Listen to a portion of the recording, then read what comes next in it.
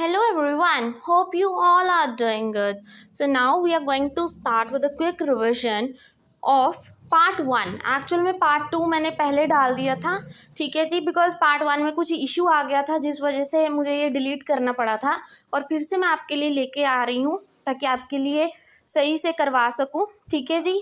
तो यूनिट 1 का ए पार्ट क्या है, इम्पॉर्टेंस ऑफ टीचर एजुकेशन, कि टीचर एजुकेशन की क्या इंपॉर्टेंस है, टीचर को हम एजुकेट क्यों करते हैं, तो टीचर एजुकेशन की इम्पॉर्टेंस क्या है, ये पॉइंट्स हैं। आपको फुल वीडियो चाहिए तो आप मैंने अपलोड कर दी है, कल ही की थी, तो आप उसमें जाके देख सकते हो, ठीक है। 14 मार्क्स का ये क्वेश्चन आता है, roles responsibilities and importance professional growth के लिए, ताकि वो बच्चों को मोटिवेट कर सके, बेटर क्लासरूम मैनेजमेंट के लिए, बेटर टेक्नोलॉजी के साथ इक्विप कर सको उनको, ठीक है जी। Best use of teaching aids उनको सिखाया जाए, और इससे क्या होता है, थाउजेंड ऑफ बच्चे इम्पैक्ट होते हैं डायरेक्टली और इनडायरेक्टली।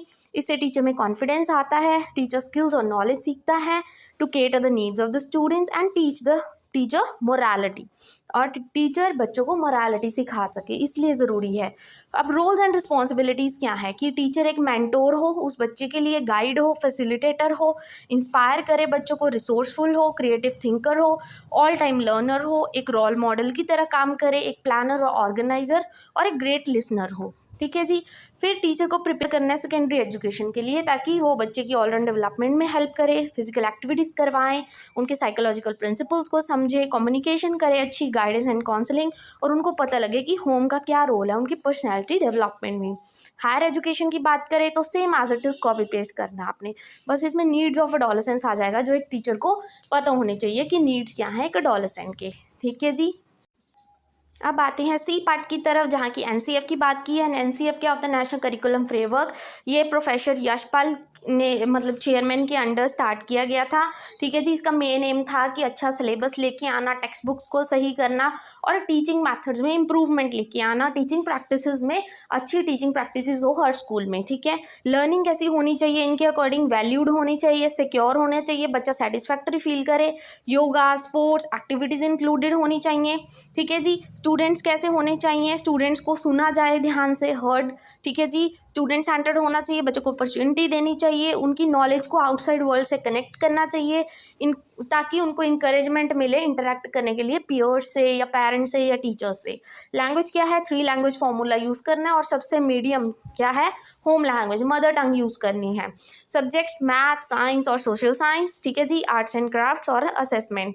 क्लासरूम इन्वायरमेंट कैसा होना चाहिए इनके अकॉर्डिंग, कलरफुल, फ्रेंडली और पुपिल टीचर रेशो 1:30 होनी चाहिए, और text books full of activities होनी चाहिए and the space of wandering, ताकि बच्चे को सोचने का मौका मिले, कुछ ऐसी एक्टिविटीज़ हों, ठीक है। एग्जाम होने चाहिए शॉर्टर ड्यूरेशन के, रिफ्लेक्टिव प्रैक्टिसेस हों, ताकि अपने टीचर अपनी टीचिंग को रिफ्लेक्ट करे and requires a teacher to be facilitator. फिर आता है एनसीएफटीई, ये दो चीज़ों का कॉम्बिनेशन है, 2005 एंड आरटी 2009। इसका मेन एम क्या था, ताकि अपडेट किया जाए requirements of the teacher education को, और एक अच्छा टीचर बनाया जाए, एक आइडल टीचर बनाया जाए, ठीक है। कमेटी किसकी कमेटी में कौन कौन था, वाइस चांसलर थे, डीन थे स्कूल के, टीचर एजुकेटर थे, ट्रेनी टीचर्स थे और एनसीईआरटी थे।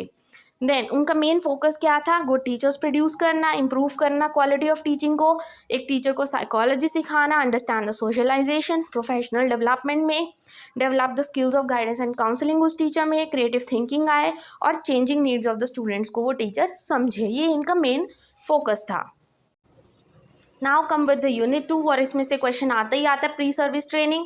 प्री सर्विस ट्रेनिंग उनको दी जाती है जो टीचिंग प्रोफेशन में एंटर करने वाले हैं, जैसे हम बीएड करते हैं ना, हम ट्रेनिंग लेते हैं, वो प्री सर्विस ट्रेनिंग होती है जो हमें पहले दी जाती है। प्री मतलब पहले, फ्रेशर्स को दी जाती है। इसका मेन ऑब्जेक्टिव और क्या होता है, स्कोप, ये क्यों दी जाती है, क्योंकि जब आपने इंपॉर्टेंस ऑफ टीचर एजुकेशन की थी ना, सारे पॉइंट्स कॉपी पेस्ट करने हैं, ताकि बच्चे को पता लगे उस टीचर को कि बेस्ट एड्स कौन से यूज़ करने हैं, उसको गाइड कर सको आप, ऑलराउंड डेवलपमेंट, वैल्यूज इनकलकेट कर सको, टेक्नोलॉजी अच्छी यूज़ कर सको, सारा कॉपी पेस्ट करना है, ठीक है जी। स्कोप क्या होते हैं, इंपॉर्टेंस तो इसकी बहुत लेवल्स में होती है, चाहे प्राइमरी में चले जाओ, प्री प्राइमरी में, सेकेंडरी में, हायर में, बहुत फील्ड होती हैं रिसर्चेस की जहाँ पे आप इसको यूज़ कर सकते हो। आईसीटी टूल्स को कैसे बेस्ट यूज़ करना है एक टीचर को आना चाहिए।